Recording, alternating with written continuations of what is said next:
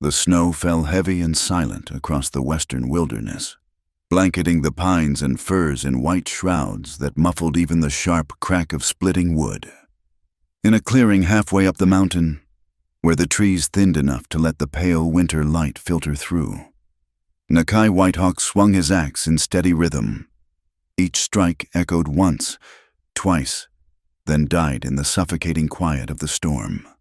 He was a giant of a man, even at his age, 6.5 feet of weathered muscle and sinew, shoulders broad as a barn door despite the slight stoop that 60 winters had carved into his spine. His hair, once black as crow feathers, now hung in silver-white braids down his back, adorned with a single eagle feather that trembled with each swing of the axe. The deep lines etched into his bronze face told stories of wars fought, loved ones lost, and a lifetime spent straddling two worlds that wanted no part of each other. The Apache blood that ran through his veins had made him an outcast in the settlements below. The white blood from his mother's side had made him suspect among his father's people. Now, in the twilight of his years, he belonged to neither world, and perhaps that was for the best. His cabin sat sturdy against the mountainside, built with his own hands from logs he'd felled and stones he'd hauled. Smoke curled from the chimney, the only sign of warmth in this frozen landscape. Inside, he knew, waited his simple supper venison stew that would last him 3 more days, cornbread wrapped in cloth, and coffee black as midnight, the same meal he'd eaten for the past 5 years, ever since he'd retreated to this mountain refuge. The townspeople down in Clearwater spoke of him in whispers, when they spoke of him at all. The old Apache, they'd say, though he was only half, lives like a hermit up there, probably gone savage. Some claimed he'd eaten human flesh during the wars. Others swore he could turn into a wolf under the full moon. The stories grew wilder with each telling, and Nakai let them. Fear kept people away, and away was where he wanted them. He paused in his work, straightening slowly as his back protested. The storm was worsening. Even through the thick snowfall, he could feel it in his bones, that deep ache that warned of nature's fury. The wind picked up, sending snow swirling in mad dances between the trees. Time to get inside. Nakai gathered the split wood, loading his arms until he could barely see over the pile. His moccasins, lined with rabbit fur, made no sound as he trudged toward the cabin. The world had shrunk to this small circle of visibility. His woodpile, his home, his existence. It was enough. He'd learned long ago that wanting more only brought pain. Inside the cabin, warmth embraced him like an old friend. He stacked the wood by the stone fireplace, then stood for a moment, letting the heat seep into his cold bones. The space was sparse but clean, a bed with wool blankets and a bear pelt. A rough-hewn table and 2 chairs, though the second hadn't held anyone in years. Shelves lined with preserved foods and a few precious books. On the mantel sat his most treasured possessions, his father's war club, his mother's Bible, and a photograph of a woman whose face had faded but whose memory hadn't. He'd just settled into his chair with a bowl of stew when he heard it, a sound that didn't belong to the storm. Nakai froze, spoon halfway to his mouth. There it was again, a soft thud against his door, barely audible above the wind's howling. His hand moved instinctively to the rifle propped against the wall. In 60 years of living, he'd learned to distinguish between the sounds of nature and the sounds of trouble. This was neither. This was desperate. Another thud, weaker than before, then nothing. Nakai rose, joints protesting, and moved to the door. His hand hesitated on the latch. Opening that door could mean inviting in a world of complications he'd spent years avoiding. But the alternative, leaving someone to freeze in a blizzard, went against everything his mother had taught him about basic human decency. He lifted the latch and pulled the door open. A figure crumpled at his feet, half buried in the snow that had already begun to drift against his threshold. Small, delicate, swathed in what had once been a blue traveling cloak, but was now soaked through and stiff with ice. Long auburn hair spilled across the snow like spilled wine. A woman, young from what he could see, and nearly dead. Nakai didn't hesitate. He scooped her up, surprised at how light she was, like lifting a bird with broken wings. Her skin felt cold as river stones. Her lips tinged blue. As he carried her inside and kicked the door shut behind them, she stirred slightly, eyelids fluttering. "Please!" The word was barely a whisper, frost on her breath. "Please, don't let him—" Then she went limp in his arms. Nakai laid her on his bed, his movements gentle despite his large, calloused hands. He'd seen enough death to recognize its approach, and this girl, for he could see now that she was hardly more than that. Perhaps 25 winters at most, teetered on its edge. Working with practiced efficiency, he stoked the fire higher and set water to heat. The frozen cloak had to come off, along with the ice-crusted dress beneath. He worked with clinical detachment, the way he'd tended wounded soldiers in his youth, wrapping her in warm blankets and furs. Her skin was pale as fresh cream where it wasn't mottled with cold, and he could count her ribs beneath the thin chemise. How long had she been wandering in the storm? What had driven her to his remote doorstep? As he worked, he catalogued details with the keen eye of a tracker. Her hands were soft, uncalloused. A lady's hands, but her feet were raw and bleeding through torn stockings, suggesting a long, desperate flight. No wedding ring, though there was a pale band of skin where one might have been. Her dress, though ruined, was quality wool with pearl buttons. This was no settler's daughter or saloon girl. He heated stones in the fire and wrapped them in cloth, placing them around her to chase away the deadly cold. Drop by drop. He managed to get some warm tea between her blue lips, a mixture of willow bark and herbs his grandmother had taught him to make. Color began to return to her cheeks, though whether it was healthy warmth or fever's false promise, he couldn't yet tell. Hours passed. The storm raged harder. Shaking the cabin's sturdy walls, Nakai kept vigil, adding wood to the fire, checking her breathing, replacing the heated stones as they cooled. He found himself studying her face in the firelight, the delicate curve of her jaw, the way her auburn hair dried into soft waves, the faint freckles across her nose. Beautiful, in the way a deer was beautiful, and just as fragile. What was he doing? He'd sworn off such complications long ago. His heart was too old, too scarred, too set in its solitary ways.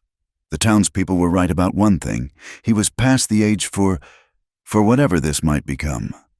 He should take her down to town come morning, leave her with the doctor, and retreat back to his mountain peace. But even as he thought it, he knew he wouldn't. Something about the way she'd whispered please, the terror beneath that single word, told him that whatever she was running from might be worse than the storm itself. Near dawn, as the blizzard finally began to exhaust itself, she stirred. Her eyes opened, green as spring grass, bright with fever and confusion.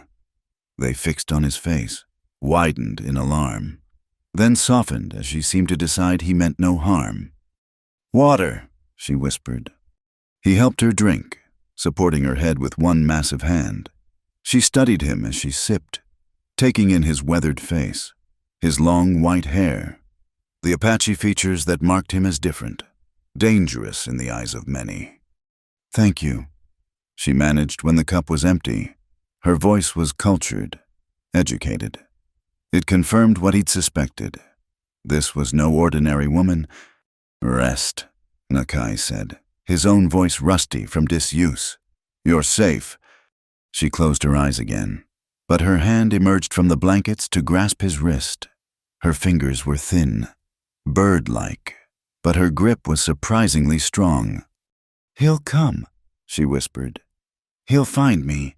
I'm sorry. I've brought trouble to your door." Then sleep claimed her again, leaving Nakai with her hand still clutching his wrist and a growing certainty that his 5 years of peace had just come to an end. He looked down at this unexpected guest, this beautiful complication that the storm had delivered to him, and felt something stir in his chest that he'd thought long dead. "Fool," he muttered to himself. "You're too old for such notions." But he didn't pull his hand away from hers. Instead, he settled into the chair beside the bed, rifle across his knees, and resumed his vigil. Whatever trouble followed this woman, whatever had driven her into a killing storm rather than face it, he would meet it when it came. For now, it was enough that she lived, that color was returning to her cheeks, that her breathing had steadied into sleep's natural rhythm. Outside, the snow continued to fall, erasing all tracks, all signs of her arrival. The world had shrunk again, down to this cabin, this fire, this moment. But somehow, it no longer felt like enough. Somehow, in the space of a single night, his carefully constructed solitude had cracked, letting in a sliver of something he didn't dare name. The second time Eliza May Carter opened her eyes, sunlight was streaming through the cabin's single window, painting golden squares across the rough wooden floor. For a moment, she couldn't place where she was. The last clear memory she had was of stumbling through snow, following what she'd thought was smoke from a chimney, praying it wasn't just another fever dream. She tried to sit up and immediately regretted it. Every muscle screamed in protest, and her head spun like she'd had too much wine at one of her father's dinner parties. Her father. No, she wouldn't think about him now, or about Jedediah, or about what she'd done. Easy. The voice was deep, gravelly, like stones grinding together. Eliza turned her head slowly and found herself looking at the largest man she'd ever seen. He sat in a chair beside the bed, a book open in his lap, though his dark eyes were fixed on her, not the pages. Memory rushed back, those same eyes watching her through the storm, those same massive hands lifting her from the snow. She should be frightened. Everything she'd been taught told her she should be terrified, alone with a strange man, an Indian man at that, in what appeared to be his home. But there was something in his weathered face, a careful gentleness in the way he set the book aside, that calmed her racing heart. "How long?" she managed, her voice cracking. 2 days, he said, rising to pour water from a pitcher. "Fever broke yesterday." He helped her drink, his touch careful, impersonal. "You nearly died." 2 days. Jedediah would have search parties out by now, unless he thought she was already dead. Part of her hoped he did. "Thank you," she said when she'd drunk her fill. I'm sorry for imposing." Something that might have been amusement flickered across his stern features. "The storm imposed. You just survived it." He moved to the fireplace, ladling something from a pot into a bowl. The smell made her stomach clench with hunger. When had she last eaten the morning she'd fled that seemed a lifetime ago? "Soup," he said, returning with the bowl. "Venison and roots. Bland, but it'll strengthen you." She tried to take the bowl, but her hands shook too badly. Without comment, he pulled his chair closer and began to feed her, patient as a parent with a child. The soup was indeed bland, but it was warm and filling, and she found herself accepting spoonful after spoonful. "My name is Eliza," she said between bites. "Eliza May Carter." He nodded once. "Nakai Whitehawk." "Nakai." She tested the unfamiliar syllables. "Is that Apache?" His spoon paused halfway to her lips. "Half," he said after a moment. "Other half's Irish. Disappointing to both sides." There was no bitterness in his tone, just stark fact. Eliza understood that kind of matter-of-fact acceptance of one's place, or lack thereof, in the world. "I understand," she said quietly. His eyes sharpened, studying her with uncomfortable intensity. "Do you—" She looked away, focusing on the rough blanket covering her. "I suppose we all have our ways of not quite fitting where we're supposed to." They finished the soup in silence, when the bowl was empty. Nakai set it aside and leaned back in his chair. Eliza could feel him waiting, giving her space to speak or not speak. The silence should have been uncomfortable, but instead, it felt like a gift. The first time in months someone hadn't demanded immediate answers from her. "You said something," he finally prompted, voice neutral. "When I found you, about someone coming." Eliza's hands clenched in the blankets. Yes." "Husband?" "No." The word came out sharper than intended. She forced herself to breathe. "No, not husband. Never husband. If I have any say in it." Nakai's expression didn't change, but something in his posture eased slightly. "But someone with a claim, or who thinks he has one." Jedediah Boone. Even saying the name made her feel ill. "He owns half the county down in Clearwater, cattle, land, even has shares in the railroad coming through. My father owed him money, significant money. When father died," she trailed off, unable to finish. "Debt passed to you," Nakai said. It wasn't a question. "Along with an offer? Marry him, and the debt disappears. Refuse." She laughed, a bitter sound. "Well, there are other ways to collect on a debt, especially when the sheriff is your cousin and the judge owes you favors." "So you ran?" "In my nightdress and boots, like a madwoman." She gestured at herself with disgust. "I grabbed what I could, but I knew I had to leave immediately." He'd already had the banns read at church. The wedding was to be in 3 days. "How old?" Nakai asked suddenly. "I'm 24. Him." "Oh," Eliza's mouth twisted. 53, old enough to be my father. Older than my father was when he died." Nakai stood abruptly, moving to tend the fire. Eliza watched his broad back, the way he moved with surprising grace for such a large man. When he turned back, his face was carved from stone. "You can't stay here," he said flatly. "I'm too old, too set in my ways, too—" He gestured vaguely at himself. "I'll take you to the mission in Rosewood when you're strong enough. The sister's there." "Too old for what?" The question slipped out before Eliza could stop it. He stared at her, those dark eyes unreadable. "For whatever foolish notions you might be harboring, I saved your life because it needed saving. Nothing more." Heat flooded Eliza's cheeks. I didn't mean—" She stopped, frustrated. "I'm not harboring anything, Mr.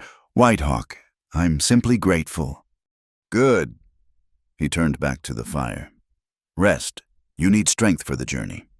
But as Eliza lay back against the pillows, she found herself studying him, the silver in his hair catching the firelight, the way his hands moved with careful precision, the loneliness that seemed to wrap around him like a cloak. She thought about what he'd said, too old for love, and something in her chest tightened. "I don't think age kills love," she said quietly, not sure if she meant him to hear. His hands stilled on the poker. For a long moment, neither spoke. Then he said, voice rougher than before, "You're young. You don't know what time does to a heart." "Perhaps not," Eliza admitted. "But I know what lack of love does to one. I've lived with that my whole life." He turned then, something flickering in those dark eyes, surprise, perhaps, or recognition. But before either could speak, the wind picked up outside, rattling the windows and sending snow swirling past the glass. "Another storm coming," Nakai said, the moment broken. "Looks like that trip to Rosewood will have to wait." Eliza pulled the blankets higher, but she couldn't suppress a small, secret gladness at the delay. She was in no hurry to face the world again, to return to being Eliza Carter, runaway debtor, scandal of Clearwater. Here, in this simple cabin with this complicated man, she could just be Eliza, nobody special, nobody's property, nobody's problem but her own. Mr. Whitehawk," she said as he headed for the door, probably to check his animals or gather more wood. "Nakai, why do you live up here alone?" He paused, hand on the latch. "Same reason you ran into a blizzard. I expect sometimes the cold outside is warmer than the cold people carry in their hearts." Then he was gone, leaving Eliza alone with the fire and her thoughts. She touched the wooden carving on the bedside table. A raven, she realized, carved with exquisite detail. Everything in the cabin spoke of a man who took care with things, who valued quality over quantity, who had built himself a world where he controlled who entered and who left. And she had crashed into that world like the storm itself, bringing with her all the complications he'd clearly spent years avoiding. He was right. She should go to the sisters, find work somewhere far from here, build her own quiet life. It was the sensible thing, the proper thing. But as she drifted back towards sleep, warm and safe for the first time in months, Eliza found herself hoping the storm would last just a little bit longer. Outside, Nakai stood in the swirling snow, letting the cold bite into him. 2 days of watching her fight the fever, of seeing her fragile strength, of admiring her will to survive. It had awakened things better left buried. He was 60 years old. For pity's sake, she was young enough to be his daughter. And even if that weren't true, he'd closed his heart long ago, boarded it up like an abandoned house. But her words echoed in the wind. "I don't think age kills love." "Foolish girl," he muttered, heading for the woodshed. What does she know of it? Yet, as he worked, splitting logs with perhaps more force than necessary, he couldn't shake the image of her green eyes, the way she'd said his name like it was something worth learning, the simple acceptance in her voice when she'd said she understood about not fitting in. The storm was indeed worsening. He'd need to bring in the horses, secure the shutters, prepare for another siege. But first, he'd need to shore up his defenses against something far more dangerous than any blizzard. The unexpected warmth of another human presence in his carefully ordered world. "Too old," he reminded himself firmly, hefting an armload of wood. "Too old, too broken, too set in your ways." But the wind seemed to laugh at him as it chased him back to the cabin, back to where Eliza May Carter slept in his bed, her very presence a rebuke to every wall he'd built around his heart. The morning they descended into Clearwater dawned crisp and bright, the storm having finally blown itself out after 3 days of fury. Eliza sat beside Nakai on the wagon seat, wearing a dress he'd altered from one that had belonged to someone long ago, the stitches careful and precise, though he'd offered no explanation of its origin. The town appeared below them like a child's toy set. Buildings clustered along the main street, smoke rising from chimneys into the cold morning air. Eliza's hands tightened in her lap. "We need supplies," Nakai said, his first words in an hour. "Nothing more. In and out." She nodded, pulling the borrowed shawl tighter around her shoulders. They'd hardly spoken during the journey down the mountain, but the silence hadn't been uncomfortable. She'd learned that Nakai's silences had different textures. Thoughtful, wary, peaceful. This morning's had been protective, like he was wrapping quiet around them both like armor. The first stairs began at the edge of town. Mrs. Hutchins, sweeping her porch, froze mid-motion. The Murphy boys stopped their game of hoops to gawk. By the time Nakai pulled the wagon up outside Morrison's general store, it felt like half the town had found reasons to be on Main Street. "Stay close," Nakai murmured, coming around to help her down. His hands were steady on her waist, but she felt the tension in them. The store's warmth was a relief after the cold ride, but the atmosphere inside was hardly welcoming. Conversations died as they entered. Mrs. Morrison, usually chattier than a jaybird, barely managed a strangled "morning" before busying herself with absolutely nothing behind the counter. Nakai moved through the store with practiced efficiency, selecting flour, salt, coffee, ammunition. Eliza stayed close, as instructed, trying to ignore the whispers that followed in their wake. "That's her," someone hissed. "The Carter girl." Thought she drowned in the storm. Living with him, that savage. Always was touched in the head, that family. Eliza kept her chin up, focusing on Nakai's broad back. He seemed immune to the whispers, selecting goods with the same careful attention he brought to everything. But she saw the way his jaw tightened, the way his hands moved just a little too precisely. They were almost done when the store bell jangled violently. Eliza turned and her heart plummeted. Willow Ruth Boone swept in like a bitter wind, her sharp face pinched with disapproval, her expensive mourning dress rustling with self-importance. Jedediah's elder sister had been widowed young and childless, pouring all her thwarted maternal energy into managing her brother's life, and by extension, his intended bride's. Eliza May Carter. Willow's voice cut through the store like a blade. We thought you were dead. Jedediah has been beside himself. I'm sorry to have worried anyone, Eliza said quietly, moving instinctively closer to Nakai. Willow's eyes narrowed, taking in the proximity, the borrowed dress, the implications. Sorry, you're sorry. Do you have any idea what you've put that poor man through, the humiliation, the search parties? And now we find you've been consorting with... Her gaze slid to Nakai with undisguised disgust. This creature. Careful, ma'am, Nakai said softly, not looking up from the ammunition he was examining. Your Christianity is showing. Willow's face went purple. How dare you speak to me? You... Hey, Mrs. Boone, Eliza interrupted, surprised by the steadiness of her own voice. Mr. Whitehawk saved my life. I would have died in that storm without his kindness. Kindness? Willow laughed, an ugly sound. Is that what they're calling it now?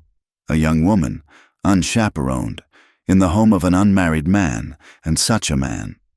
Have you no shame, no thought for your reputation? My reputation? Now, Eliza did laugh, short and bitter. My reputation was sold the moment my father signed those papers, at least with Mr. Whitehawk. I'm a person, not a commodity. The store had gone completely silent. Even Mr. Morrison had stopped pretending to arrange tins on the shelf. Willow's mouth opened and closed like a landed fish. You stupid girl, she finally hissed. Do you think this old savage can protect you? Do you think my brother will just forget the debt, forget the embarrassment you've caused? I think, Nakai said, finally turning to face her, that the lady has made her position clear, and I think you should step aside. He didn't raise his voice, didn't move threateningly, but something in his presence made Willow take an involuntary step back. Nakai placed coins on the counter, exact change. Eliza noticed and gathered their purchases. They were almost to the door when it burst open again. This time, it was Jedediah himself. He was exactly as Eliza remembered, tall but soft, running to fat around the middle. With thinning hair, he combed over his scalp and pale eyes like a fish. He dressed expensively but without taste, gold watch chain straining across his vest, boots polished to mirrors but already splashing mud with each step. Eliza! His voice boomed with false warmth. My dear, we've been so worried. His pale eyes slid to Nakai, hardening. I see you found shelter from the storm. Mr. Boone, Eliza said, grateful her voice didn't shake. As you can see, I'm quite well. Yes, I do see. His smile was all teeth, no warmth. Though I confess myself puzzled. When one's fiancée disappears in a blizzard, one expects to find her grateful for rescue, not shopping for provisions with local color. I am not your fiancée, Eliza said clearly. I never agreed to marry you. Your father agreed. The contracts make me property to be transferred. Yes, I'm aware. She lifted her chin. But I am not cattle. Mr. Boone, I am a person, and I choose not to be sold. Jedediah's face darkened. Around them, the townspeople pressed closer, eager for the drama. You choose, my dear girl.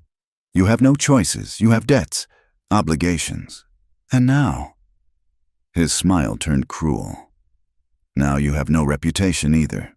What respectable man would have you after you've spent a week in the cabin of this half-breed savage?" The word cracked through the air like a whip.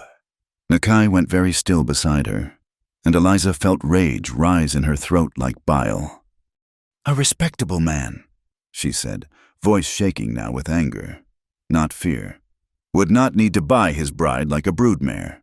A respectable man would not use debt and threats to force affection, and a respectable man would not stand in public, insulting those who show more honor and decency in their smallest gesture than you have shown in your entire life." Gasps rippled through the store. Jedediah's face went from red to white to red again. "You'll regret this," he said, voice low and dangerous. "Both of you. I own this town. Girl, the sheriff, the judge, the bank. You think you can hide on that mountain forever? You think this old fool can protect you when I come to collect what's mine?" "Try it," Nakai said quietly. It was the first time he'd truly engaged with Jedediah, and the effect was immediate. The larger man straightened to his full height, and suddenly the store seemed smaller. His hand didn't move to the knife at his belt, but everyone saw it there, saw the easy way he held himself despite his age. "You threatening me? Indian, stating facts," Nakai replied. "The lady says she's not yours. I believe her. You're blocking the door." For a moment, the two men stared at each other, Jedediah with his wealth and influence, Nakai with his quiet strength and dignity. It was Jedediah who looked away first, stepping aside with an ugly laugh. "This isn't over," he promised. "Not by half. You've made your choice. Eliza, you'll live to regret it." "The only thing I regret," Eliza said as she passed him, "is that it took me so long to run." Outside, the cold air was a relief. Nakai helped her into the wagon without a word, but she could feel the tension radiating from him. They were halfway out of town before he spoke. "That was foolish." "Which part?" Eliza asked, though she knew. "All of it. Coming to town, speaking up like that, you've made an enemy." "I already had an enemy. Now at least it's in the open." He made a sound that might have been frustration or admiration. "You don't understand men like him. He won't forget this humiliation." "And you don't understand men like him either," Eliza countered. "He would have come regardless. At least now he knows I'm not alone." "You're not alone." Nakai's voice was strange. "Girl, I told you." "I know what you told me," Eliza interrupted. "You're too old, too broken, too set in your ways. I heard you, but whether you like it or not. Mr. Whitehawk, you stood with me in there. That makes us something to each other." He was silent for a long moment. Then, "It makes us fools, is what it makes us." But he didn't deny it. And when his hand brushed hers on the wagon seat, accidentally or deliberately, she couldn't tell. He didn't pull away immediately.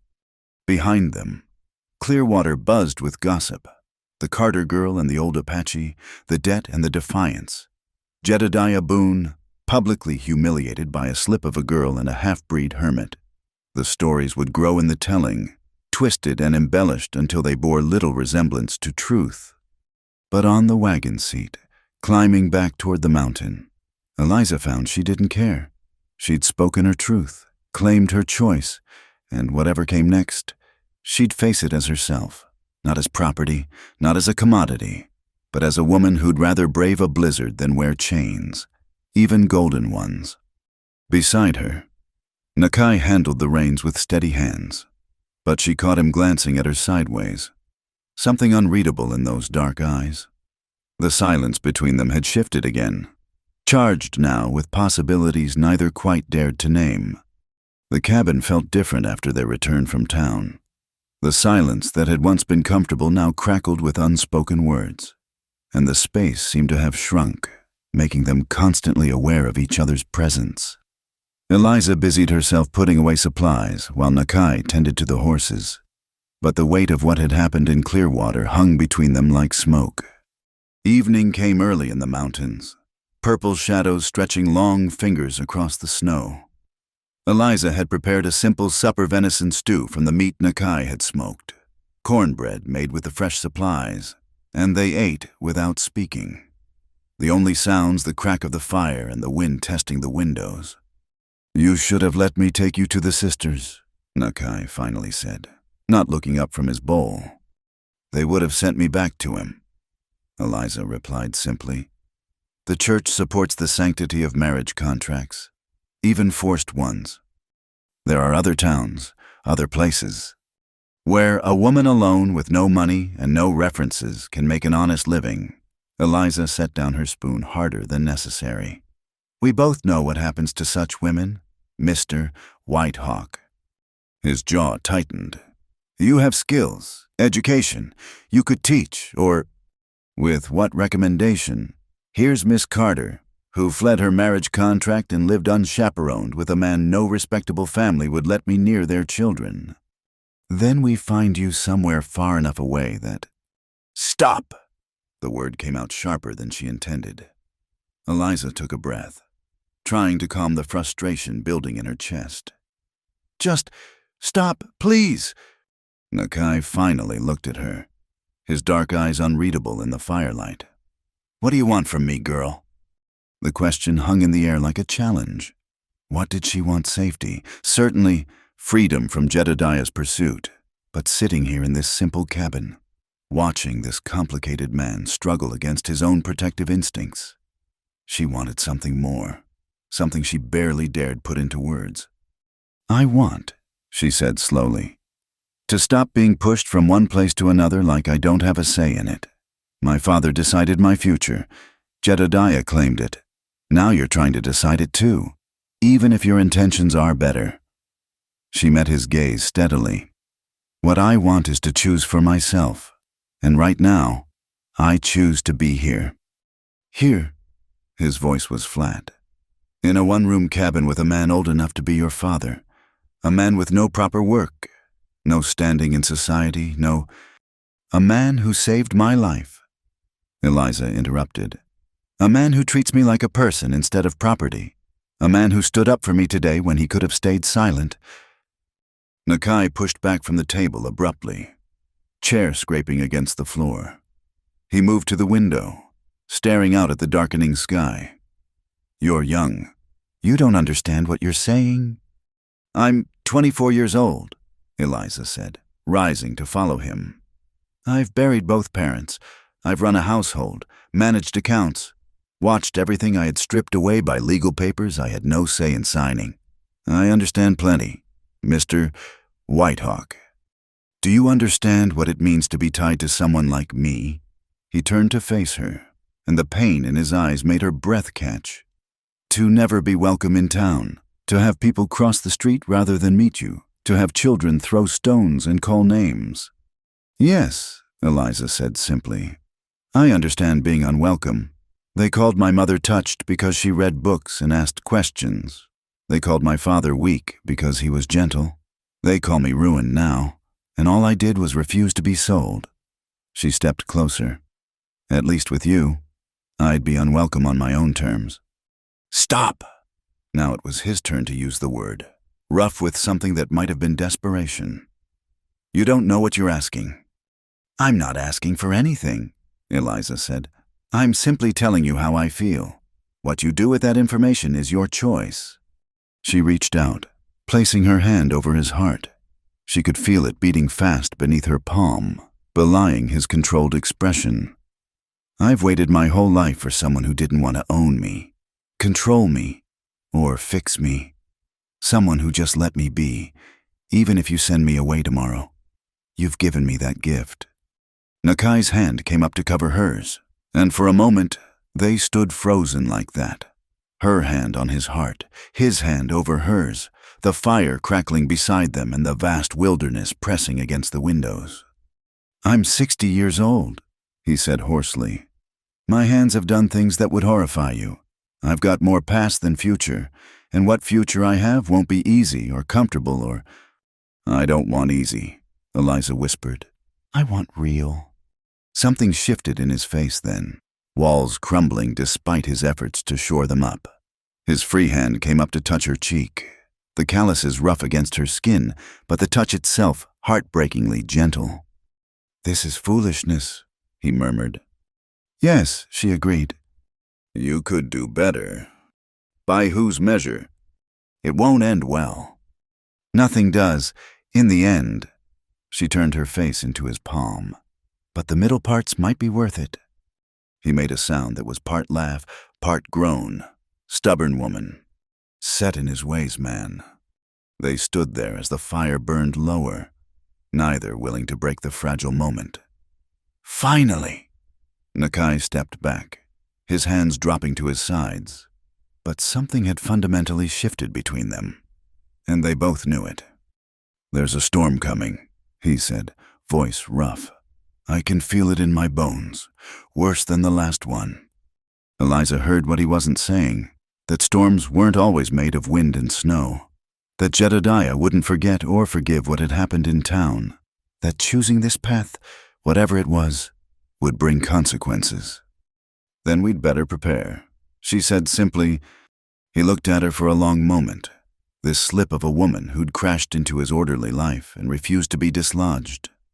Then he nodded once, sharp and decisive. "Tomorrow, I'll teach you to shoot," he said, "and how to read weather signs, and which routes are good for eating if you need to run again." "I'm not running again," Eliza said firmly. "Might not be your choice." "It's always my choice. That's what you don't understand." She moved to bank the fire for the night, movement steady and sure. "I chose to run from Jedediah. I chose to bang on your door. I choose to stay now, and if trouble comes, I'll choose how to meet it." Nakai watched her work. This young woman who spoke of choice like it was armor, like it was weapon, like it was prayer. He thought of his own choices: to retreat from the world, to close his heart, to live like the dead before his time. And here she was, half his age but twice as brave, choosing life even when it came with uncertainty and danger. "Eliza," he said, and her name felt foreign and familiar on his tongue. She looked up from the hearth. "Yes.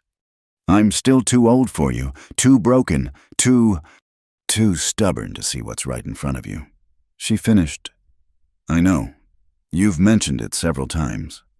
Despite himself, he felt his mouth twitch toward a smile. "Just so we're clear." "Crystal clear," she agreed. But she was smiling too, and the warmth in her eyes had nothing to do with the fire. That night, Nakai lay on his bedroll by the fire. He'd insisted Eliza keep the bed, and stared at the ceiling, listening to her quiet breathing. She was right about the storm. He could feel it gathering, not just in the weather, but in the very air around them. Jedediah Boone wasn't a man to accept public humiliation. He'd come, with the law or outside it, to claim what he thought was his. But for the first time in years, Nakai found he didn't want to face the coming storm alone. This impossible young woman with her fierce spirit and gentle hands had awakened something he'd thought dead. Not just desire, though that was there too, making him feel foolish and young and old all at once, but something else. Hope, maybe, or just the simple human need to protect something precious in a world that seemed determined to destroy anything good. "Still awake?" Eliza's voice came soft through the darkness. "Thinking," he admitted, "about the storm, about choices." He heard her shift in the bed. "What about them?" "Sometimes they're taken from us. Sometimes we think we're choosing when really we're just reacting to what others have chosen for us. And sometimes," Eliza said quietly, "we choose something so completely that it doesn't matter what anyone else does. It's ours, regardless."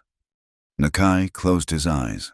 Outside, the wind was picking up, rattling the shutters with skeletal fingers. Tomorrow would bring what it brought.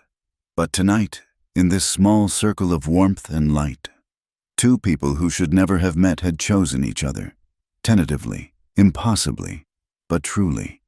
"Sleep," he told her. "Tomorrow will be a long day." "Good night, Nakai," she said, and his name in her voice was a choice all its own.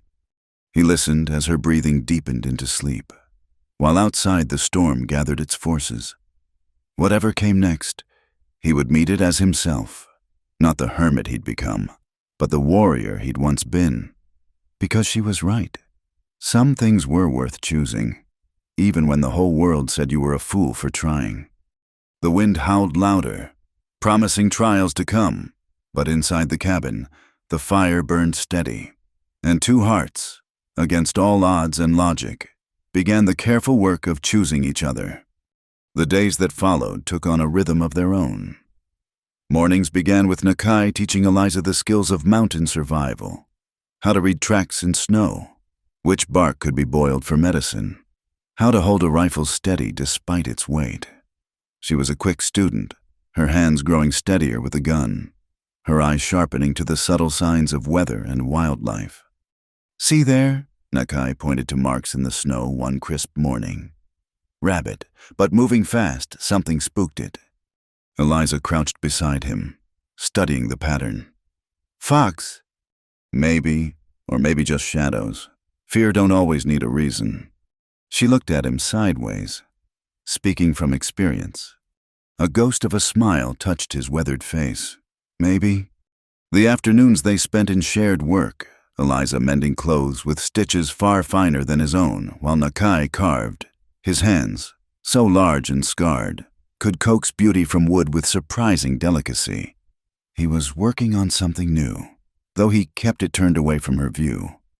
"What are you making?" she asked one day, looking up from the shirt she was patching. "Just keeping my hands busy," he said. But there was something almost shy in the way he hunched over his work. In the evenings, Eliza sang. She'd been hesitant at first, but Nakai had asked, and she found she couldn't refuse him such a simple request. Her voice was clear and true, filling the cabin with hymns and folk songs her mother had taught her. Sometimes Nakai would close his eyes as she sang, his face losing years of hardness, becoming almost peaceful. "You have music in your people too," she said one night after finishing Amazing Grace. Would you sing for me?" He shook his head. "Those songs they're not mine anymore." "How can a song not be yours?" He was quiet for so long she thought he wouldn't answer.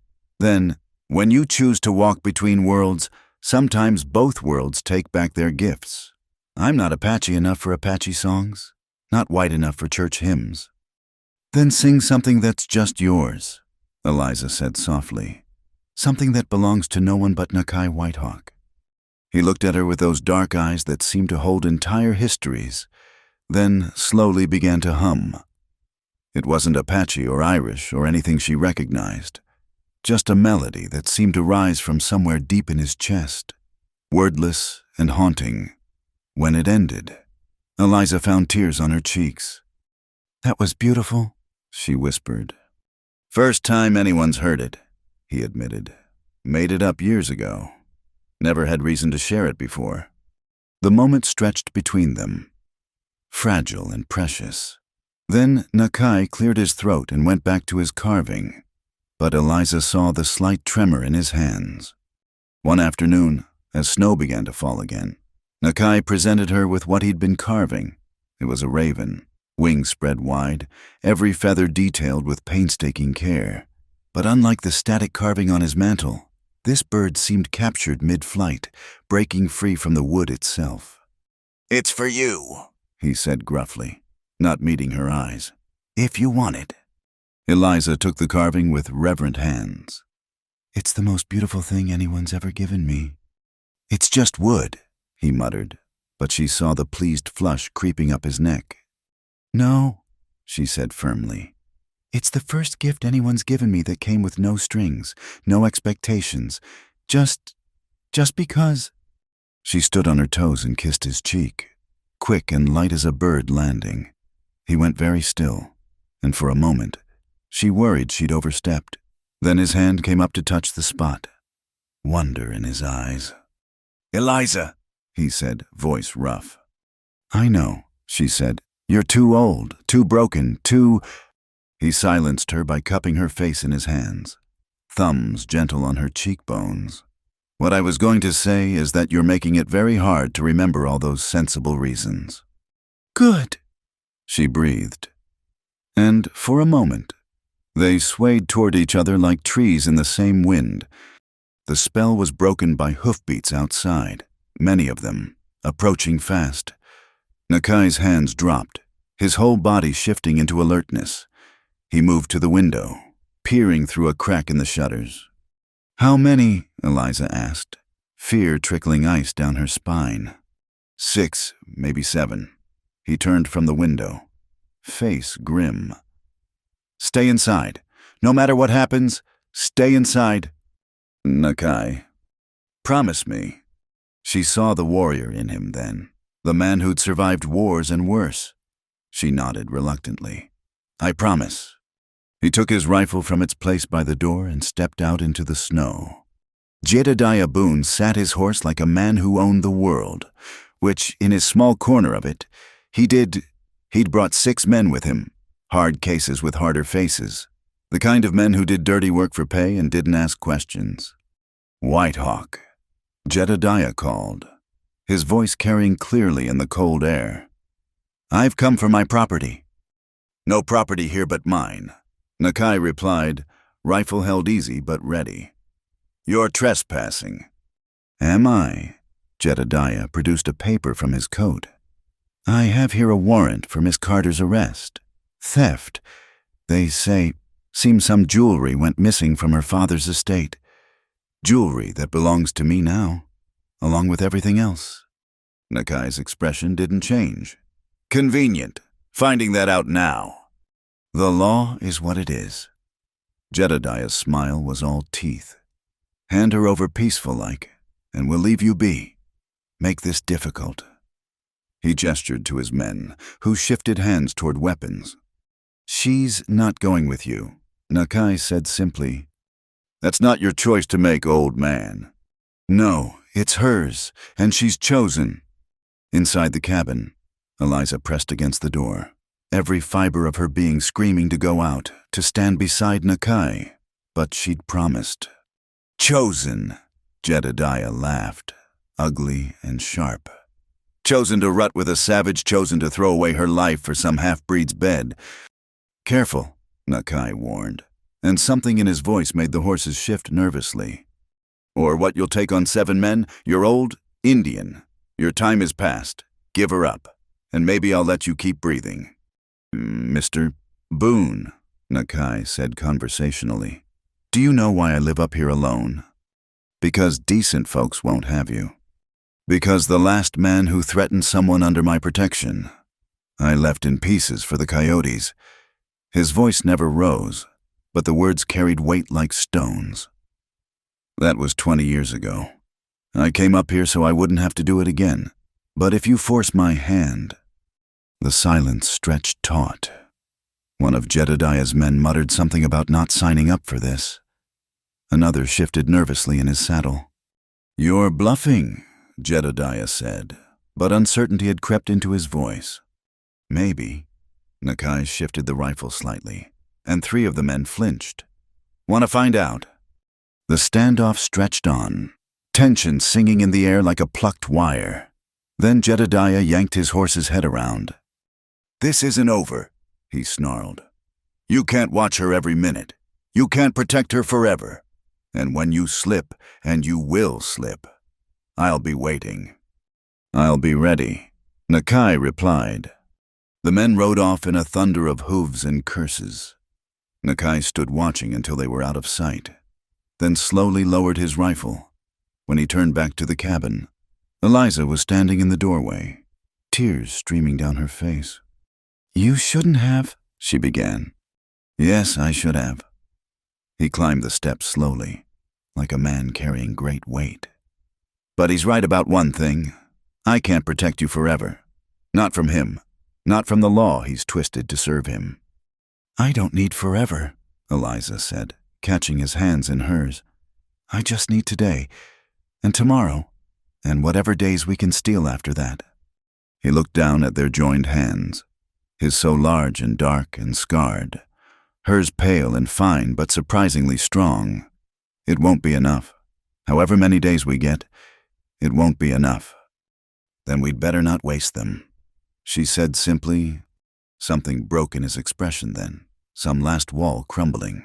He pulled her against him, and she went willingly, burying her face in his chest. He smelled of wood smoke and leather and safety, and she felt his heart beating fast beneath her cheek. "Foolish woman," he murmured into her hair. "Stubborn man," she replied, and felt his chest rumble with what might have been a laugh or a sob. They stood like that as the snow began to fall harder, covering the tracks of horses and men, blanketing the world in temporary peace. But they both knew Jedediah would return. The storm they'd been waiting for hadn't broken. It had only shown its teeth. Inside, the raven carving sat on the table, wings spread in eternal flight. It would take more than carved wood to fly free of what was coming. But for now, for this stolen moment, two unlikely souls held each other and pretended that choosing love was enough to keep the world at bay. 3 days passed in uneasy quiet. Nakai had taken to sleeping lighter, his rifle always within reach, ears attuned to every sound beyond the cabin walls. Eliza pretended not to notice how he checked the windows more frequently, how his hand never strayed far from his knife when they ventured outside for water or wood. The morning of the 4th day dawned gray and bitter cold. Nakai woke to find Eliza already up, standing at the window with her shawl wrapped tight around her shoulders. "Snow's coming heavy," she said without turning. "I can smell it." He rose and joined her, impressed despite himself. "You're learning." "I have a good teacher." She leaned into him slightly, and he allowed himself the comfort of her warmth. "Will they come in the storm?" "Maybe. Storm would give them cover, but it also makes things harder. Depends how desperate Jedediah is getting." She was quiet for a moment. "I'm sorry I brought this to your door." "I'm not," Nakai said, and meant it. She turned to look at him, green eyes searching his face. "Truly." Instead of answering with words, he tucked a strand of auburn hair behind her ear, letting his fingers linger against her cheek. She caught his hand and held it there, turning to press a kiss to his palm. The moment was shattered by the sound of horses, not the thundering approach of many, but the measured pace of 2, maybe 3 riders. Nakai moved swiftly to the window, peering out. "It's not Jedediah," he said, frowning. "It's Marshal Henley." Eliza's heart sank. The federal marshal was one of the few lawmen in the territory Jedediah couldn't buy. If he was here. "Stay calm," Nakai said, reading her fear. "Let me do the talking." He opened the door before they could knock. Marshal Henley stood on the porch, a tall man with iron-gray hair and the weathered look of someone who'd spent decades enforcing law in lawless places. Beside him stood a younger deputy, White Hawk. The marshal said with a nod, "Miss Carter." "Marshal," Nakai replied evenly. "Coffee?" "Wouldn't say no." They came inside, and Eliza busied herself with the coffee pot while the men settled around the table. The cabin felt smaller with strangers in it, the air thick with unspoken purpose. "I'll get straight to it," Henley said once they all had steaming cups. "Jedediah Boone's filed charges, theft, breach of contract, few other things that don't amount to much. He's pushing hard for me to bring Miss Carter in." And Nakai's voice was neutral. "And I've been a lawman for 30 years. I know the difference between justice and vengeance." Henley sipped his coffee thoughtfully. "Also know Boone's had his eye on the Carter property since before the old man died. Convenient how those debts came due right after the funeral." Hope flickered in Eliza's chest. "Then you're not here to arrest me?" "Didn't say that." Henley's expression was sympathetic but firm. "Law's the law. If there's a warrant, I have to serve it, but—" He paused, choosing his words carefully. "Sometimes the serving of a warrant gets delayed. Weather, you know. These mountain storms can make travel mighty treacherous." Understanding dawned. "How long?" Nakai asked. "Storm like the one coming could be weeks before it's safe to transport a prisoner. Maybe longer." Henley stood, his deputy following suit. course, if said prisoner happened to not be here when I finally made it back up the mountain, well, these things happen. Marshal? Eliza began, but he held up a hand. I'm not saying run. Miss Carter, I'm just observing that the territory's a big place, and the law can't be everywhere at once. He set his hat on his head. I'll be back when the weather clears. What I find when I get here, that's up to you folks. At the door, he paused. Whitehawk, you should know. Boone's been talking to some unsavory types, the kind that don't bother with warrants. Watch yourself. Always do, Nakai replied. After they left, Eliza sank into a chair, trembling. He's giving us time. He's giving us a choice, Nakai corrected. Stay and face whatever twisted justice Jedediah's arranged, or run. The word tasted bitter. I said I wouldn't run again. This is different. This is strategy, not fear. She looked at him, seeing the calculation in his eyes. The warrior assessing options. Where would we go? West California. Maybe Oregon. Somewhere the Boone name doesn't reach. She caught the pronoun. You'd come with me. He moved to stand before her, lifting her chin with one finger. Did you think I'd send you off alone? I hadn't dared hope. Eliza. Her name was a rumble in his chest. I'm too old to start over, too set in my ways to learn new trails. But it seems I'm also too far gone to let you go. Tears spilled down her cheeks. Nakai, I can't ask you to leave your home for me. This cabin's just wood and stone. Home is... He struggled for words. This man more comfortable with silence. Home is where you don't have to guard your back, where you can breathe easy. Hasn't been that for me in years. Until you. She stood, wrapping her arms around him, feeling him solid and real against her. When do we leave? Soon as the storm hits. Use it for cover. He held her tight, as if already practicing for the journey ahead. Pack light. Take only what matters. They spent the rest of the day preparing. Eliza gathered their few precious possessions. The raven carving, his mother's Bible, the photograph from the mantel that Nakai finally told her was his wife, dead these 20 years. She was beautiful, Eliza said softly, studying the faded image. She was. Nakai took the photograph, looking at it with distant eyes. Died in childbirth, along with the baby. I thought I'd never feel anything again. Eliza covered his hand with hers. And now? Now I know the heart's got more room than we think. Love don't use up space. It creates it.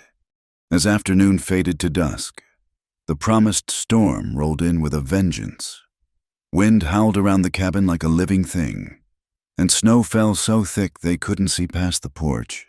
They ate a simple meal, both aware it might be their last in this place that had become sanctuary. I need to check the horses, Nakai said as they finished. Make sure they're secure for the night. Be careful, Eliza said, anxiety sharp in her voice. He kissed her forehead, a gesture that was becoming natural. Always am. He'd been gone less than 10 minutes when she heard the crash, the door slamming open, wind and snow rushing in. But it wasn't Nakai who filled the doorway. Jedediah stood there, snow-covered and wild-eyed, a pistol in his hand. Behind him, 2 of his hired men crowded close. Hello, my dear, he said, voice oily with false courtesy. I've come to take you home. Eliza backed away, heart hammering. The marshal said... The marshal's not here. Jedediah advanced into the cabin, his men spreading out behind him. And by the time he makes it back up the mountain, you'll be my wife, all legal and proper. Judge is waiting in town to perform the ceremony. I'll never marry you, Eliza said, proud that her voice didn't shake. Oh, but you will. His smile was terrible. See, your savage isn't the only one who can make threats. You marry me tonight, quiet and obedient, or I'll have my men gut him like a deer. Your choice. The world seemed to tilt, You wouldn't. Wouldn't I? He's nothing. Half-breed trash. No one would even investigate. Jedediah holstered his pistol, confident now. But I'm not an unreasonable man. Marry me, and I'll let him live. He can keep his mountain. You can even know he's out here, alive because of your sacrifice. Very romantic, really. One of the men laughed, ugly and low. Eliza felt trapped, a rabbit in a snare. Where was Nakai had they already? Drop the weapons. Nakai's voice came from behind Jedediah's men. He stood in the doorway, covered in snow, rifle steady. The storm raged behind him, making him look like some ancient spirit of winter. "Ah, the hero arrives," Jedediah said, but his confidence had cracked. "I was just explaining to Eliza how this will go." "I heard." Nakai stepped inside, forcing the men to shift, dividing their attention. "Here's my counteroffer. You leave now. Don't come back. Or what you'll shoot us all." Jedediah laughed. "You're fast, Indian, but not that fast." "Don't need to shoot you all," Nakai said calmly. "Just you. These men are hired guns. They won't die for your money." The two men exchanged uneasy glances. One muttered, "Didn't sign up to face down Nakai Whitehawk." "You work for me," Jedediah snarled. "Not anymore," the second man said, backing toward the door. "Money ain't good if you're too dead to spend it." They slipped out into the storm, leaving Jedediah alone, his face purpling with rage. "Cowards, I'll have you blacklisted." "They're gone," Nakai interrupted. "Just you and me now. And her choice."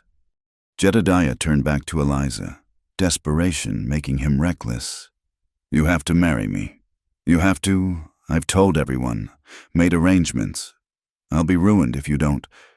"Then be ruined," Eliza said quietly. "I choose him. I'll always choose him." Something snapped in Jedediah's eyes. He yanked his pistol free, swinging it toward Nakai. "Then you can watch him die." Several things happened at once. Nakai moved. Faster than a man his age should be able to. Eliza grabbed the coffee pot from the stove, flinging the scalding contents. And the storm, as if sensing the moment, sent a gust that shook the cabin to its bones. When the chaos cleared, Jedediah was on the floor, clutching his burned face, screaming. His pistol lay in the corner where Nakai had kicked it, and Eliza stood over him, coffee pot still in hand, looking like an avenging angel. "Get out," she said, voice steady as stone. "Crawl if you have to, but get out of our home." Jedediah scrambled backward, still whimpering. "You'll pay for this, both of you. I'll see you hang." Nakai hauled him up by the collar and threw him out into the storm. "If you come back," he said conversationally. "I'll kill you. Not threaten, not wound. Kill. Understand?" Jedediah's response was lost in the wind as he stumbled away, vanishing into the white. Nakai closed and barred the door, then turned to Eliza. She stood frozen, pot still raised, reaction setting in gently. He took the pot from her shaking hands and gathered her close. "It's done," he murmured. "You're safe. For now," she whispered into his chest. "But he'll be back, with more men, with the law, with—" "Then we'll be gone." He pulled back to look at her face. "At first light, storm or no storm, we'd leave."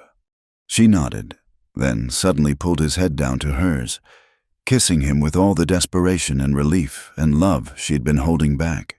He responded instantly, crushing her against him, and for a moment, the world beyond ceased to exist.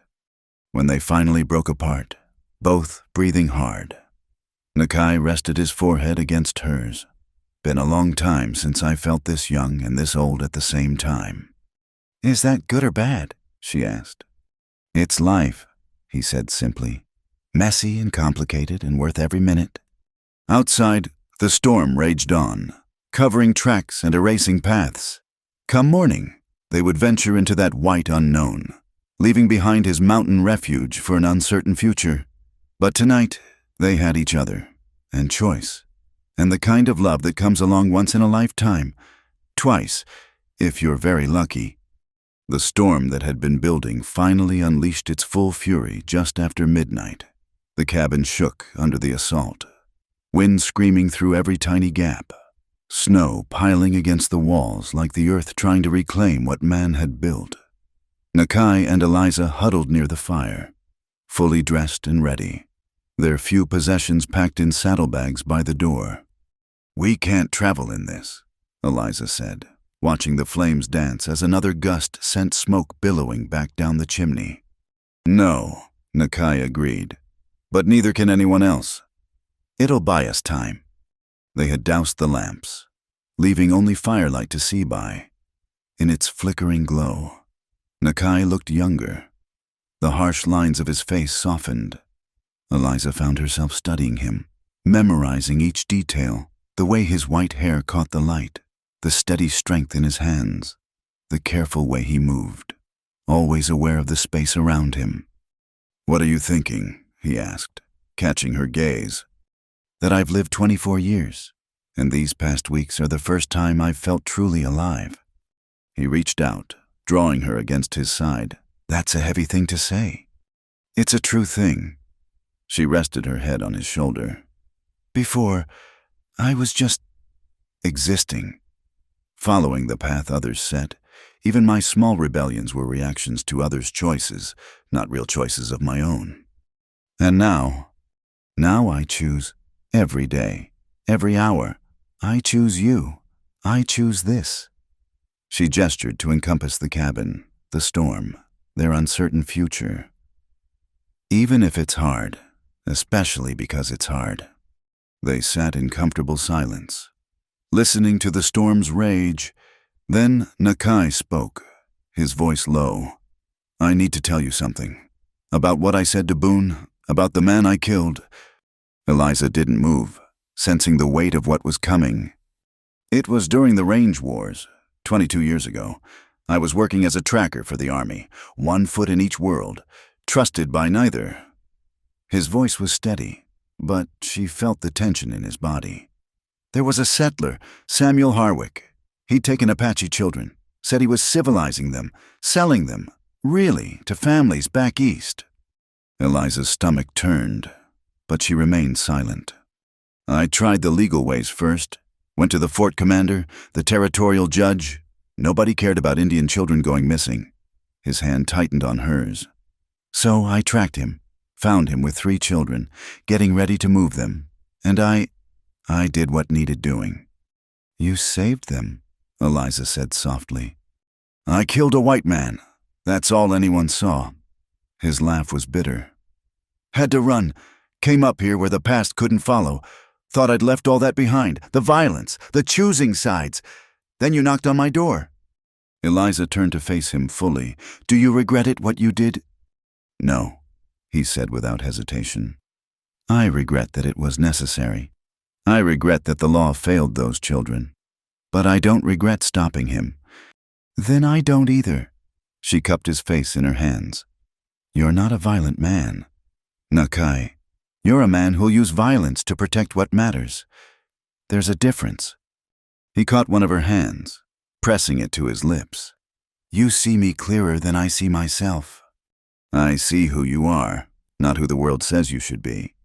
A sudden crash against the door made them both jump. Nakai was on his feet instantly, rifle in hand. Another crash, and the door burst open, snow and wind rushing in. But it wasn't Jedediah or his men. It was a woman, barely visible through the swirling snow, dragging someone. She collapsed just inside the doorway. "Please," she gasped. "Help him." Nakai quickly shut the door while Eliza rushed to the woman's side. As she turned the figure over, she gasped.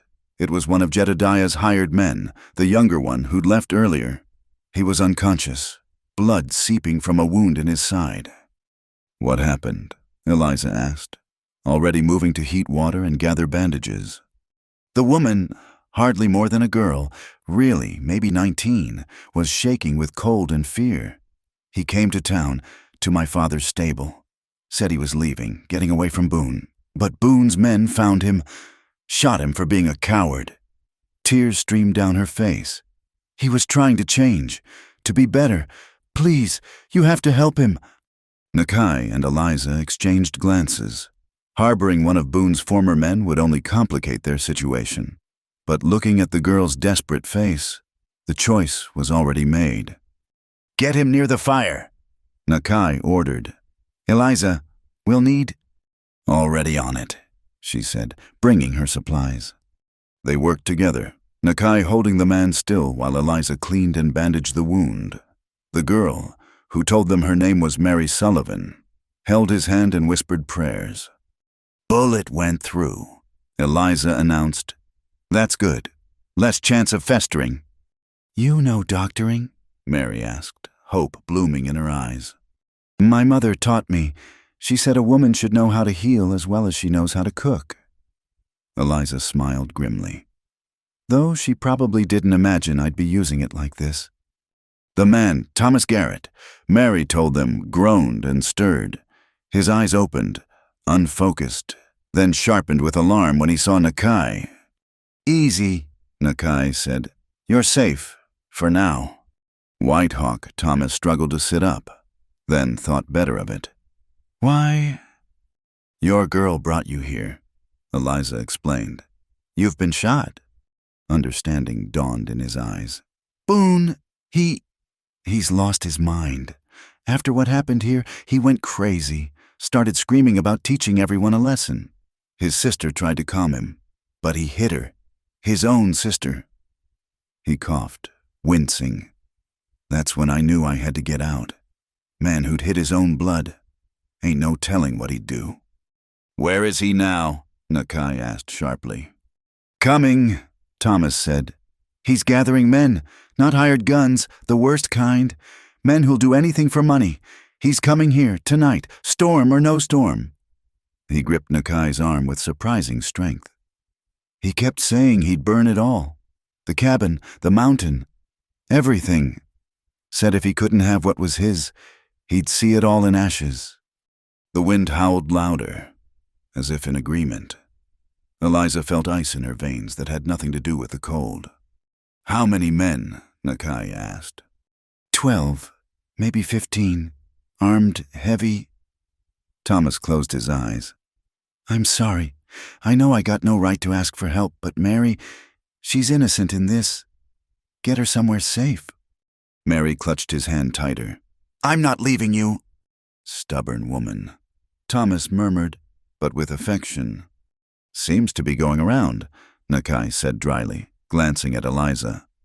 They settled Thomas and Mary in the corner farthest from the door, making them as comfortable as possible. Then Nakai drew Eliza aside. "We can't run now," he said quietly. "Not with wounded, and in this storm, with Boone's men out there." "I know." Eliza squared her shoulders. "So we fight." "Against 15 men." "Against whatever comes." She met his eyes steadily. "This is our home, our choice, our stand." Pride and fear warred in his expression. "You know what you're saying. I'm saying I choose this. Choose you. Choose to stop running."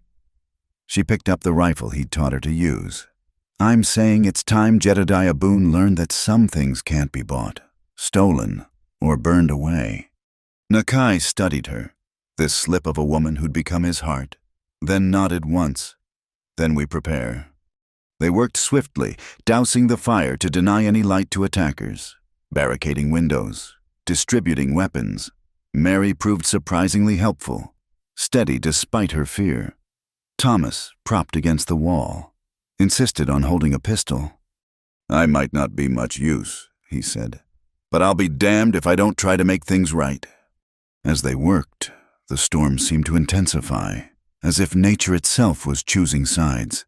Snow piled higher against the walls, and the wind howled like wolves circling prey. "They'll come from multiple directions," Nakai said, thinking aloud. "Try to divide our attention." "The storm will slow them," Eliza pointed out. "But it'll also give them cover.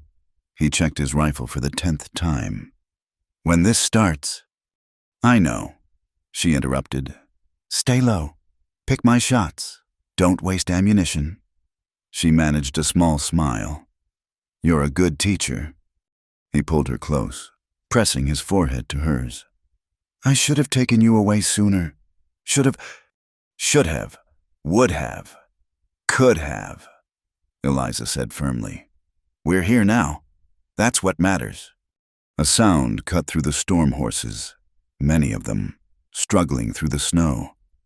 Nakai moved to the window, peering through a crack in the barricade. "They're here," he said simply. Eliza took her position at another window, heart pounding but hands steady. Mary crouched beside Thomas, ready to reload weapons. The tiny cabin, their sanctuary, had become a fortress.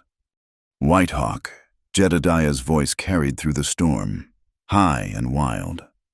"I've come for what's mine. Send her out, and I might let the rest of you live." "The only thing you'll get from us is lead," Thomas shouted back, then groaned from the effort.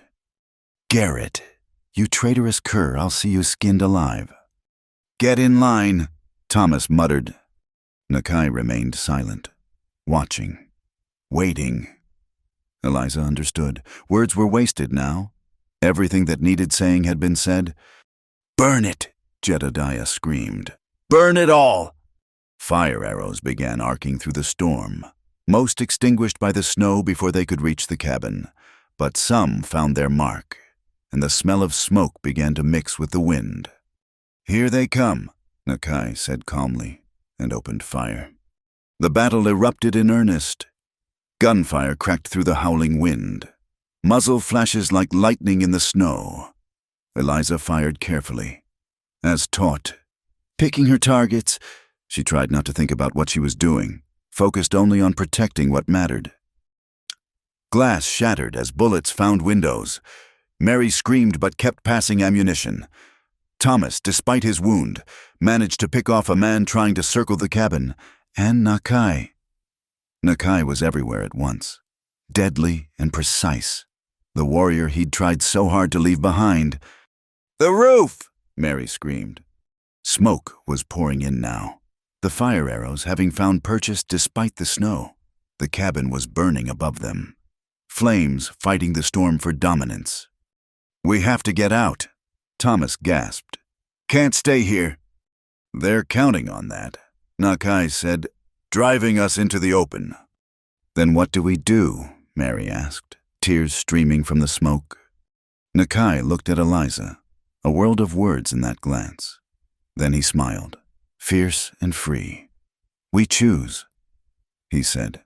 "Together." Eliza understood immediately. "Together," she agreed. They gathered what ammunition they could carry.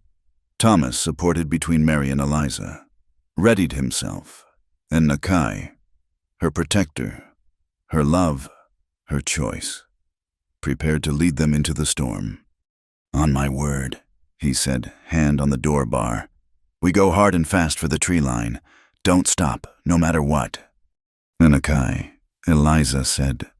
"I know," he replied. "I love you too." Then he threw open the door, and they plunged into the white fury of the storm, into the teeth of their enemies, into whatever fate awaited.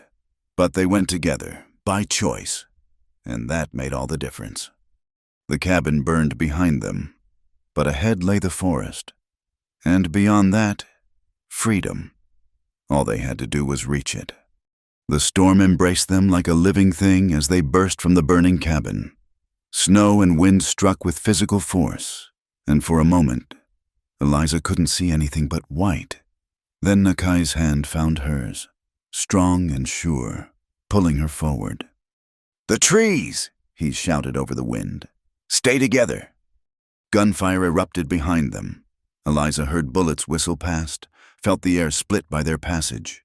Beside her, Mary half-dragged, half-carried Thomas, who was firing back with his pistol despite his wound. "There!" someone screamed. "They're making for the forest." More shots. "Closer now." Nakai suddenly grunted and stumbled. but kept moving. Eliza's heart seized. "You're hit." "Keep going," he growled, pushing her ahead. The tree line seemed impossibly far, though it couldn't have been more than 50 yards. Each step was a battle against the snow, the wind, the bullets seeking their lives. Behind them, the cabin was fully engulfed now, flames shooting high despite the storm, casting dancing shadows across the snow. "Stop them!" Jedediah's voice, high and crazed. "Don't let them reach the trees." They were so close. 20 yards. 15. Then Thomas cried out and went down, fresh blood blooming across his chest. Mary screamed, trying to lift him, but his weight was too much. "Go!" Thomas gasped, pushing her away. "Both of you, go!" "No," Mary sobbed. "I won't leave you." Nakai turned back, and Eliza saw the blood on his shoulder, his left arm hanging useless, but still he moved, scooping Thomas up with his good arm, strength born of desperation. "Together," he said through gritted teeth. "We all go together." They crashed into the forest's embrace just as a new volley of shots splintered bark from the trees around them. The darkness under the canopy was profound, but it was cover, blessed cover. "Here," Eliza said, guiding them to a cluster of fallen logs. They huddled behind them, gasping, as their pursuers' shouts grew closer. Thomas was bad, even in the darkness. Eliza could see that. The second wound was too much, blood flowing too fast. Mary held him, rocking, whispering prayers and promises. "Mary," Thomas said, voice barely a whisper. "Mary, listen." "Don't," she sobbed. "Don't you dare say goodbye." "Not goodbye." He managed a weak smile. "Thank you for believing I could be better." "You are better," she insisted. "You are."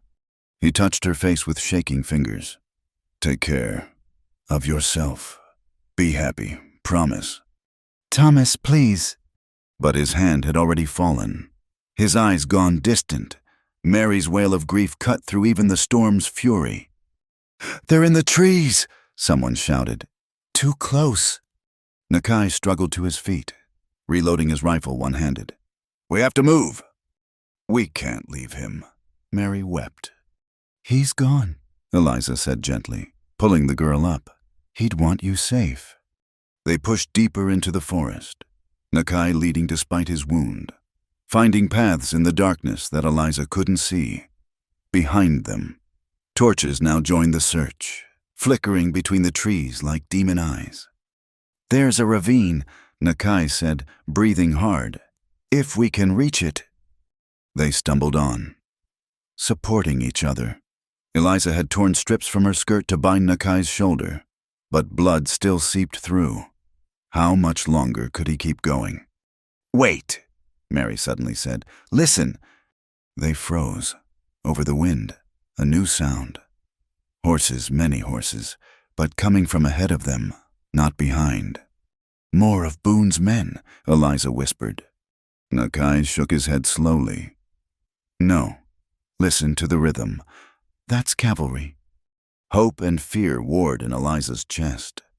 The army could mean rescue, or simply a different kind of capture. "Halt!" a voice rang out ahead. "Federal Marshal, everyone hold your fire!" Relief flooded through Eliza. Marshal Henley had come back. They emerged from the trees to find themselves surrounded by soldiers, with Henley at their head. His eyes took in their condition. Nakai's wound, the blood on all of them, Mary's tear-streaked face. "Miss Carter," he said formally. "Mr. Whitehawk, seems that storm cleared faster than expected." Behind them, Boone's men were crashing through the forest, but seeing the soldiers, they pulled up short. Jedediah himself pushed to the front, his fine clothes torn and soaked, his face twisted with rage. "Marshal!" he cried. "Arrest them! They shot my men! They—" "Mr. Boone," Henley interrupted calmly. "I've got some interesting news. Seems Judge Morrison had an attack of conscience. Signed a statement about how you pressured him to forge those debt papers after Old Man Carter died. The real documents, turns out, show the debt was paid in full years ago. The color drained from Jedediah's face. That's impossible. Also got statements from 3 families about you trying to buy their land with similar tactics. And Mrs. Boone, your sister, she's been very helpful explaining your business practices. Henley's voice was mild, but his eyes were steel.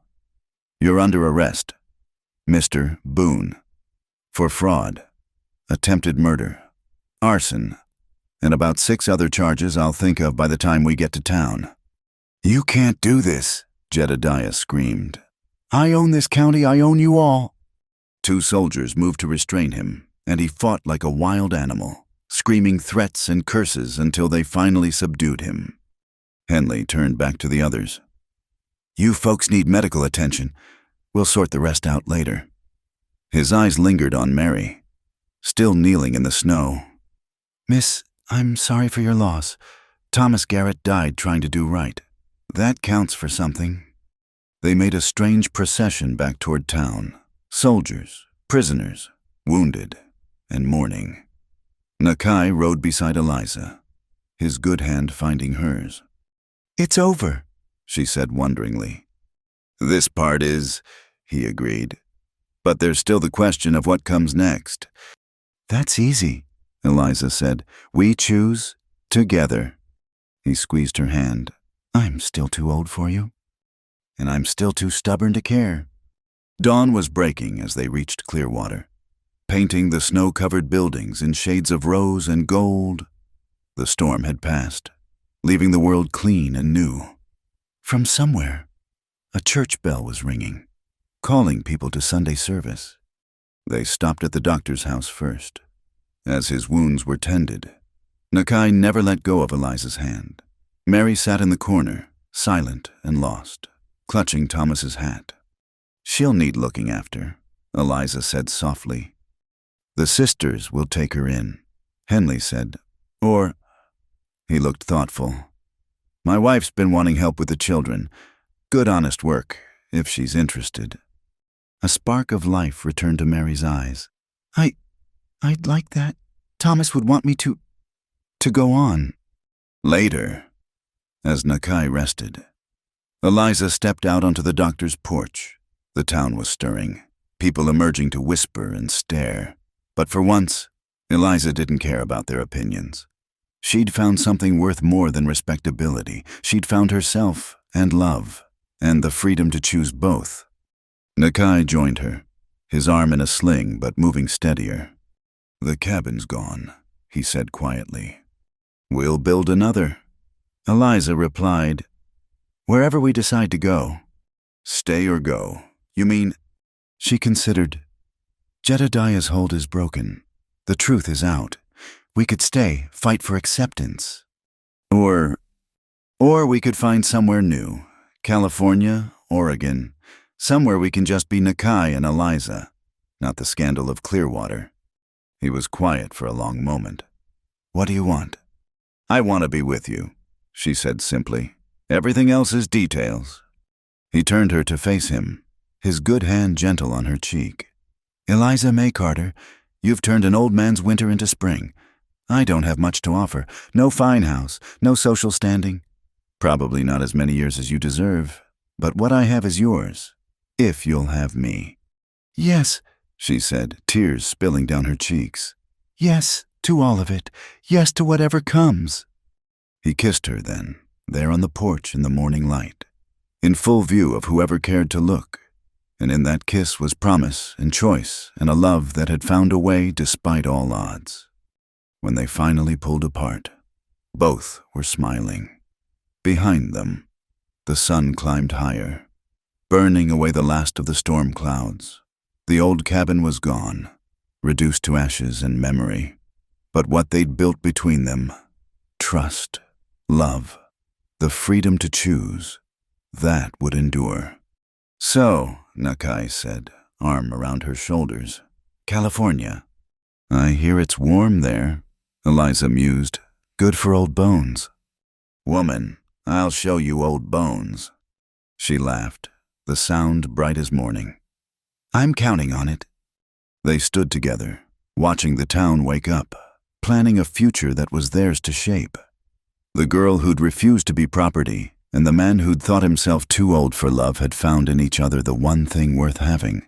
A choice, freely made, to face whatever came next together.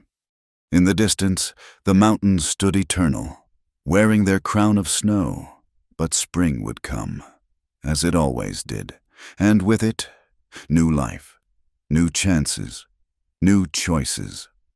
The raven carving had burned with the cabin, but Eliza didn't mourn it. She'd found her wings at last, and she was ready to fly. Thank you for listening to this Wild West love story. If you're enjoying these tales of romance and adventure from the American frontier, I'd love to hear from you. Please comment below and let me know where you're listening from. It's always amazing to connect with people from around the world who share a love for these historical romances. Don't forget to subscribe to the From Wild West channel for more stories of love, courage, and the untamed spirit of the Old West. Share your thoughts about Nakai and Eliza's journey in the comments. Did their unlikely love touch your heart? I look forward to bringing you more tales from this incredible era in American history.